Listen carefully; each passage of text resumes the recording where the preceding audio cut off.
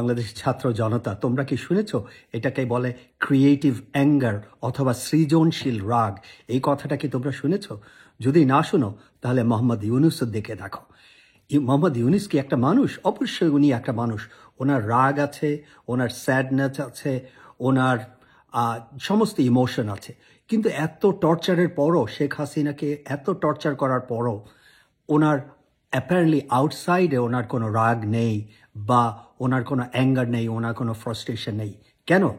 কারণ উনি ওনার যে অ্যাঙ্গার, যেই আমাদের যে এনার্জিটা আছে, সেই ইমোশনাল এনার্জিটাকে উনি হি চ্যানেলস ইট টুয়ার্ডস ক্রিয়েটিভিটি।